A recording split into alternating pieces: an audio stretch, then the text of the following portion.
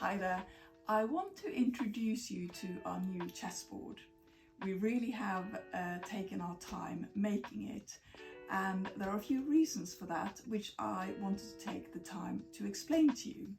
Initially, when we started this design process, I thought it would simply be to put 8 by 8 squares on a board and create some pieces that approximately fitted in size. But there's a lot more to this, and that's why I wanted to explain that to you in detail.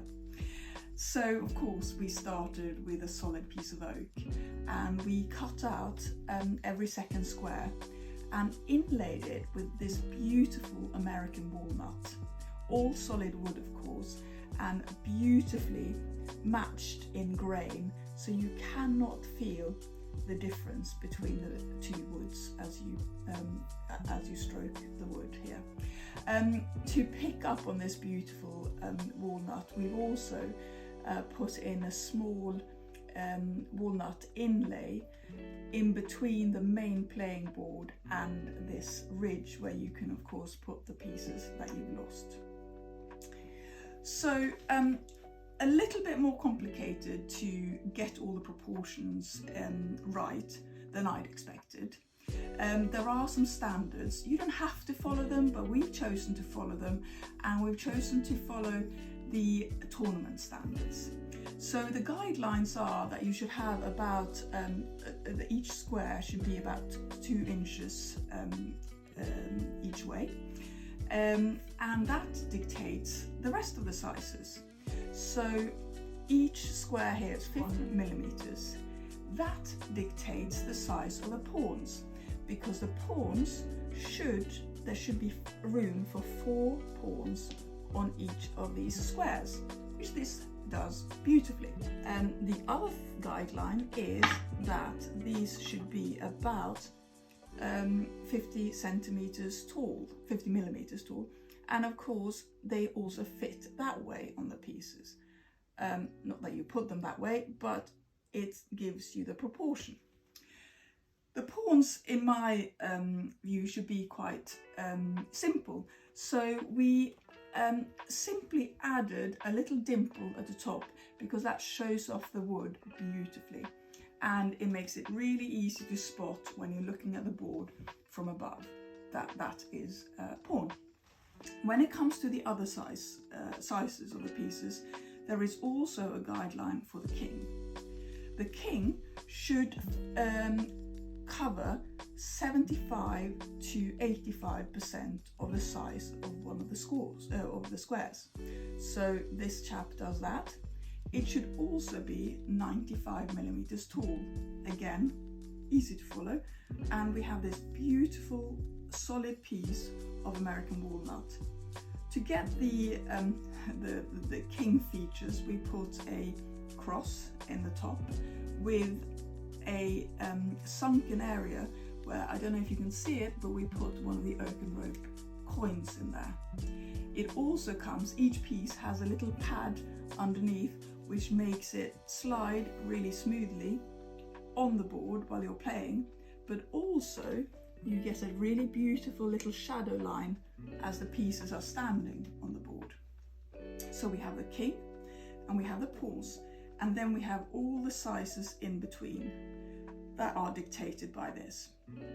So if we start with the castle, again, a beautiful, very simple design, just crisscross and showing off the grain by the way that the shadows fall differently.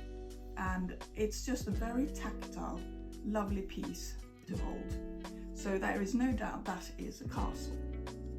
That's the thing that you have to think about when you're designing pieces, is that you have to be able to see which piece is which from your side, from the opponent's side, and also from above, which this set completely achieves. Traditionally, the knight is very difficult to make, obviously, if you want it to look like a horse. However, with 3 cuts, we have managed to achieve, there is no question that that is a knight. So we simply had 3 cuts made, and some very careful chiseling happening just to achieve that perfect line there. And there is our knight. Where was he? There, I think. No, must have been there. The bishop. The bishop looks a little bit like one of our mileposts with that hat on, and then we put a slot at the opposite angle, and again carefully chiseled out this line. These are all cut and chiseled by hand to achieve this look. The queen, very tall, slightly wider than these special pieces, but a little bit slimmer than the king. But again, no doubt what she is. Very effective, with a little dimple at the top, but again that cross section there to make sure that she's easy to identify as she moves around the board. Now, obviously I nearly forgot. With our boards, you can add your own engraving. I can see people probably engraving house names on there, Play Nicely, Checkmate, or this one is our very first, which I think is beautiful and makes a very special wedding present for somebody, or an anniversary present. But again, you don't have to engrave these. They are beautiful in their own right. You can also, if you don't particularly want to have art pieces, you could use a standard ornament set as well. But I'm really pleased with how all our pieces have come out. Really feel that we have cracked the making of this board, and it's really inspired me to try and get better at playing this amazing game. However, I think I'm being trapped in a very obvious trap if I was a little bit more experienced.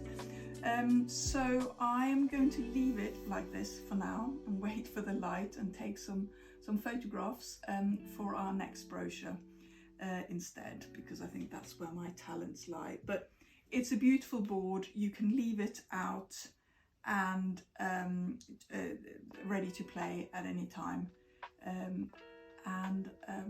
I hope you like it. I think it's very effective, and we are very proud to present this.